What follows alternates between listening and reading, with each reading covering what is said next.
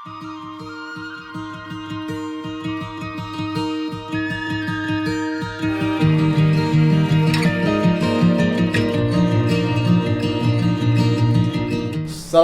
warahmatullahi wabarakatuh.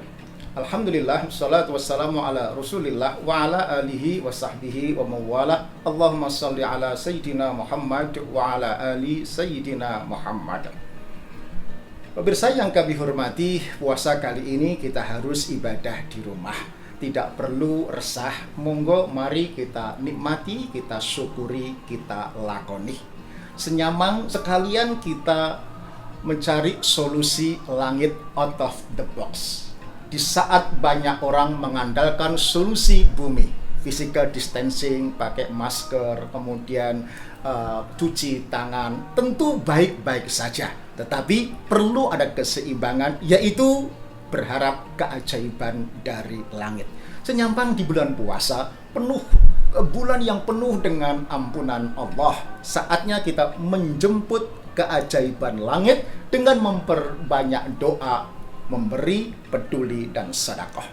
Kalaupun kita sudah memberi, berderma, konon sedekah itu tolak bala. Kok masih wabah ini belum berhenti? Mungkin sedekah kita karena pencitraan, karena filantropi, bukan karena tahapan awal untuk taubatan nasuha menuju Allah Subhanahu wa ta'ala.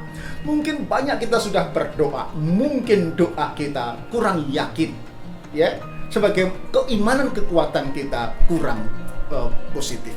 Nah, tampaknya kita perlu belajar dari teman-teman kita di London, para mu'alaf. Di poster-poster mereka tampak demikian yakin bahwa pisau tidak membunuh Ismail, ikan tidak memakan Yunus, lautan tidak menenggelamkan Musa, api tidak membakar Ibrahim. Be with Allah, Allah will protect you. Selalulah bersama Allah, maka Allah akan melindungi kamu. Demikian keyakinan mereka. Nah, perbedaan faham yang mempertentangkan ibadah di rumah versus ke masjid mestinya tidak perlu dipertajam, karena sungguhnya kita hanya berpindah dari sunnah ke sunnah yang lain. Ketika kondisi aman, kita disunnahkan untuk sholat di masjid, tetapi ketika kondisi wabah dan menakutkan, hadis yang lain menyebut sunnah untuk beribadah di rumah. Segi dua-duanya sunnah, tak perlu dipertentangkan secara diametral. Tidak tepat pula membandingkan atau tidak komparabel. Ke pasar, ke ATM bisa, masa ke masjid nggak boleh? Itu berbeda, sesuatu yang tidak bisa dibandingkan. Ketika tidak ke masjid, maka masih ada alternatif, yaitu sholat di rumah, sama-sama baiknya. Tetapi ketika tidak ke pasar, tidak ke ATM, maka itu tidak bisa makan dan tidak ada penggantinya. Jadi jangan kemudian dibandingkan, apalagi dipertentangkan. Jangan pula ada perasaan bahwa, aduh, kalau tidak ke masjid itu rasanya gak enak. Nah, ibadah tidak boleh pakai ilmu. Ada aturannya. Jangan punya perasaan gak enak kalau tidak tarawih ibadah ke masjid. Jangan begitu. Kenapa? Ibadah harus pakai ilmu, pakai aturan, tidak main perasaan.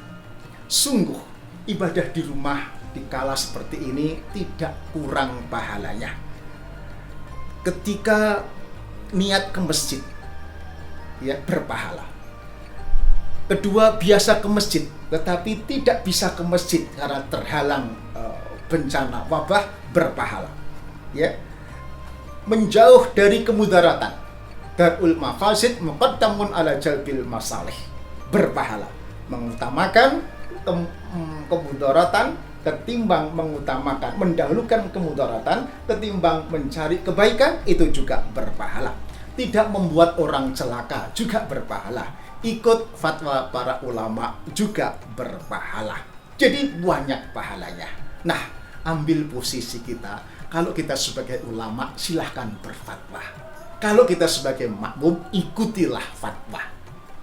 Jangan orang bilang tengah, gitu. Tengah itu nggak nurut, yo ngeyel, gitu. Padahal dia bukan ulama. Islam memuliakan kehidupan dan kemanusiaan melebihi ketaatan ritual. Jika sekiranya ibadah kolektif atau jamaah di masjid mengancam kehidupan dan kemanusiaan, Rasulullah SAW memberikan keringanan untuk melaksanakan ibadah di rumah bersama keluarga. Assalamualaikum warahmatullahi wabarakatuh.